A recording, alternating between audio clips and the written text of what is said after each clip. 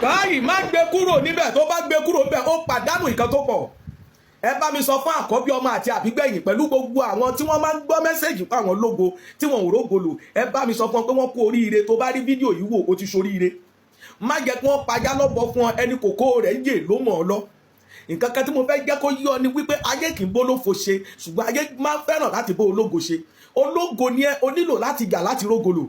Bó èèyàn bá ti jo lófo, ayé á sọ wípé aládánwò ni wọn ò ní bá ṣe. Ayé kì í bá aládánwò ṣe. Òun ni mo fi sọ fún gbogbo ìwọ tó bá jẹ́ Àkọ́bí àti Àbígbẹ̀yìn pẹ̀lú ìwọ tó máa ń gbọ́ mẹ́sẹ̀jì pé ológo ṣùgbọ́n tó kì í rógolo, tàbí wọ́n ní monitoring spirit kan bọ̀ ọjà tí wọ́n máa ń wo ògo rẹ̀ tó jẹ́ pé gbogbo tó bá dáwọ́lé monitoring spirit yẹn ti rí wọn kì í jẹ́ kó yọrí sí rere. Kí láàrẹ kó oríire. Ohun mẹ́rin tí mo dì mú yìí, ewé ewúro, ọṣẹ joy pẹ̀lú jígí onígi tí àwọn olóyìnbó pè ní mirror pẹ̀lú oyin original, ó ti tó láti yanjú ìṣòro rẹ pátápátá. Mo lè pe iṣẹ́ yìí fún iṣẹ́ ìgbà ògo padà fún àwọn Àkọ́bí àti Àbígbẹ̀yìn pẹ̀lú àwọn tí wọ́n sọ pé wọ́n lógo, tó jẹ́ pé àwọn àgbà pọ̀ nídìílé rẹ̀ tí wọ́n máa ń pẹnu ọmọ ológo mọ́ tí wọ́n kì í fẹ́ jẹ́ kí wọ́n rógolo. Kí láàrẹ kó oríire bó ṣe rí iṣẹ́ yìí. Mo fi Ọlọ́run bẹ̀ẹ́, gbọ́ mi dáadáa, ọ̀fẹ́ ni mo fún ọ. Mo dẹ̀ fẹ́ jẹ́ kí ìwọ náà fún àwọn ọ̀kan kí wọ́n jèrè iṣẹ́ yìí, kí wọ́n dẹ̀ mọ̀ wípé àṣírí bẹ lọ́wọ́ àwọn wòlíì, gbọ́ mi, tí wọn ò dalẹ̀ májẹ̀mú. Kò sí nǹkan kan tó máa dàbí pé fẹ́ ṣe fún mi tí n bá tọ́jú irú àṣírí yìí pamọ́. Ṣùgbọ́n gbọ́ mi dáadáa, mo mọ̀ pé ó máa jọ bí nọ́ńsẹ̀sì lójú àwọn kan, ṣùgbọ́n àwọn tó ti lo iṣẹ́ wa wọ́n mọ̀ wípé mo kọjá wòlíì ti parọ́ fún ènìyàn. Kọ̀ǹfàmù ni.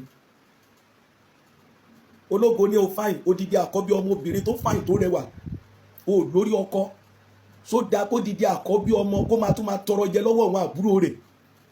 Àkọ́bí ọkùnrin ní ọ́, o wá kàwé, o rí pálí fi ṣe kankan. Àwọn ènìyàn tó ṣáájú wọn débi iṣẹ́ wọn gba promotion, ìwọ ò rí promotion kankan. Ó yẹ kó mọ̀ wípé wọ́n ti sí ṣògo rẹ̀. Ayé máa ń mọ́nítò òwe àdáni. Nǹkan tí wọ́n dẹ̀ ń lò òun ni jígí àwọn àgbà. Jígí àwọn àgbà, ọjọ́ tí ọmọ bá ti wálé ayé ni wọ́n ti mọ ohun tó fẹ́ dà láyé. Ogun ìdílé bàbá àtìyá rẹ̀ ti wípé Àkọ́bí ni. Àkọ́bí ọmọ òun ló dẹ̀ máa ń ṣìnà, òun ló máa ń forí kó gbogbo jàkárìwò ogun lára bàbá àtìyá àkọ́kọ́ tó máa ń kọ́kọ́ kó wálé ayé. Nítorí àwọn ọlọ́kọ́kọ́ jáde látọ̀dọ̀ ìyá àti bàbá wọn. So wọ́n máa ń forí kó ogun gan. Àkọ́bí tí ò bá múra, ayé máa ń sọ wọ́n di olófo ni. Wá gbọ́ mi, so wá da kó wá jẹ́ Àkọ́bí ọmọ, kó wọ́n máa ṣe mítìnì ẹbí lẹ́yìn rẹ̀ kó máa pè ọ́ síbẹ̀.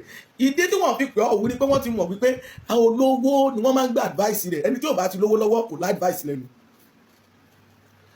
O kọ́lé fódìdí ọdún mẹ́wàá, o rí yọrí, o ralẹ̀, o tún tuta, ẹlòmíràn àdáwọ́lé rẹ̀ ò yọrí sí rere. Ẹ wo odidi ọkùnrin mìíràn, ẹ gbọ́ mi dáadáa, ó gbìyànjú ṣùgbọ́n àgbéjù sílẹ̀ bí igi eléra ni. Àwọn obìnrin máa gbowó lọ́wọ́ rẹ̀ ni, kò tí ì bímọ, kò tí ì fẹ́ yàwó sílé. Ẹ gbọ́ mi, wọ́n ti gba nǹkan lára rẹ̀. Ogun monitoring spirit ni. Ohun tí mò ń wò yìí, mo lè pè é ní iṣẹ́ gba ògo padà fún àwọn Àkọ́bí àti Àbígbẹ̀yìn àti àwọn tí wọ́n sọ pé wọ́n lógo tí wọ́n rógo wọn lò láyé. Báwo ló ń ṣe ṣiṣẹ́ yìí? Nọ́mbà mi rè 08108778741 tàbí 07016014790. Sọ́ngọ̀ ọ̀tá ìjókòó lọ́dọ̀ wa. Sórí iṣẹ́ tó ń wò yìí, wàá bá mi mú ewé ewúro, wàá gún pẹ̀lú ọṣẹ joy, akúná dáadáa, má fomi dẹ́ o. Tó bá pè mí fún ìbéèrè, wàá sọ owó ìtọ́rí àrùn kí tó dé ọ lóhùn. Nítorí ibi téèyàn bá ti ń ṣe ló ti ń jẹ. Torí ẹ̀ mo fi bẹ̀ wípé sí ẹ rẹ̀, ẹlòmí ò ní ṣe wàá tún máa béèrè lọ́wọ́ mi. Gbogbo ìwà abiyamọ tàbí ìwọ tó ń wò mí tó ń wò mí yìí, tó rí fídíò yìí ṣe fún àwọn ọ̀kan láti lè fi jàǹfààní rẹ̀. Bí wọn náà ṣe jàǹfààní rẹ̀ yìí, lórúkọ bàbá tọmọ tiẹ̀ mímọ́, bí wọn bá kí rógolo lè yín wà rógolo. Bó ṣe láìkì tó ń ṣí ẹ̀rẹ̀ yẹn fún àwọn ènìyàn lórúkọ bàbá tọmọ tiẹ̀ mímọ́, ibi tí àwọn ìran rẹ̀ ò dé ní rere, wọn náà wà bá wọn débẹ̀. Tó bá ti gún, wọn kì í fomi dẹ̀, oyin ló fi dẹ ọṣẹ yìí. Tó bá ti foyin dẹ̀, ó wàá bá mi kó sí ojú jígí yìí. Ó bá mi kó sí. So ti bá mi kó sí ojú jígí, jọ̀wọ́ bá mi ka sáàmù yìí sí, bá mi ka psalm 2, bá mi ka psalm 3, bá mi ka psalm 24 sí. So ti ka sáàmù mẹ́tẹ̀ẹ̀ta sí. Jọ tó bá ti bá mi kà á sí, bá mi gbé sí inú ìrìmọ́júmọ́. Mi ò ní kó gbé sínú òjò, bá mi gbé sínú ìrìmọ́júmọ́. Tó bá ti gbé sínú ìrìmọ́júmọ́, ní ìdájí kùtùkùtù kó tó bẹ́nikẹ́ni sọ̀rọ̀, lọ gbé e. Kí ni mo wí? Lọ gbé e. Ẹlòmíràn ó wà ní òyìnbó kò rógolo, ìlú òyìnbó ló wà. Àwọn tó bẹ Nàìjíríà tí ń gbóhun rere ṣe jù wọ́ lọ. Ìlú òyìnbó ló wà, Nàìjíríà wọ́n tuntun sẹ́ndì owó sí ọ. Ó yẹ kó mọ̀ pé nǹkan kan sí ọ.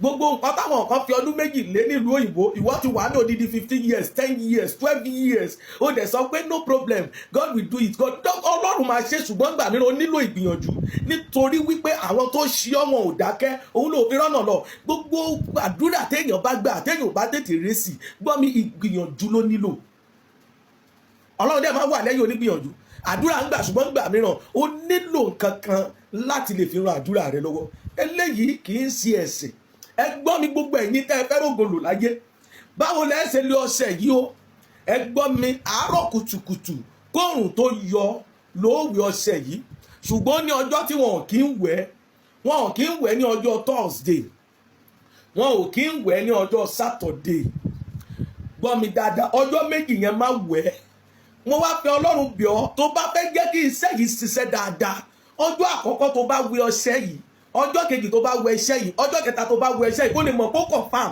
lọ wọ aṣọ white èmi wòlíì Michael Ajayi ẹ̀rí gbèmí mo sọ fún ẹ lọ wọ aṣọ white tó ọjọ́ bó ti ká sọ pé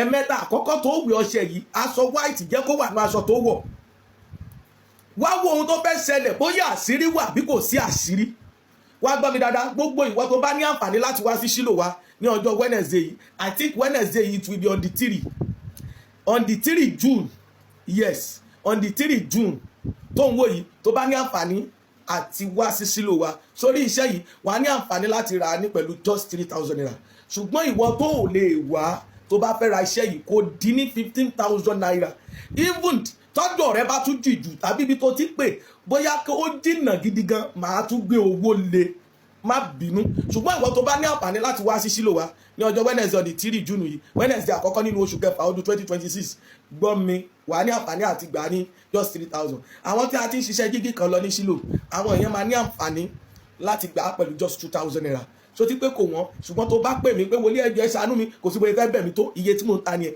àwọn tó ń wá Ṣílò àwọn ni àwọn fámìlì tèmi tí mo mọ̀ pé wọ́n rẹ́dì bá a ṣe ń gbàdúrà bẹ́ẹ̀ náà là ń gbé ìgbésẹ̀ Ọlọ́run dẹ̀ máa wà lẹ́yìn onígbìyànjú Ṣàngó Ọ̀tà lọ́dọ̀ wa mo ti pe nọ́mbà mi 08108778741 tàbí 07016014790 wá Ọlọ́run wa wà dẹ́rìí pé rere ni Olúwa alábùkún ni fáwọn tó bá gbẹ́kànlé jẹ́ kí wọ́n pè ọ́ lólóògùn gbọ́ mi bó o bá ga láyé tó bá jẹ́nìyàn wọn á bá ọ ṣe gbọ́ mi dáadáa ìwọ náà sáré láti lè fi jẹ́nìyàn kí àwọn tó jẹ́nìyàn wọ́n má bàa pètọ̀ fún ọ wípé báwo ló ṣe sáré ìjẹ́nìyàn rẹ̀.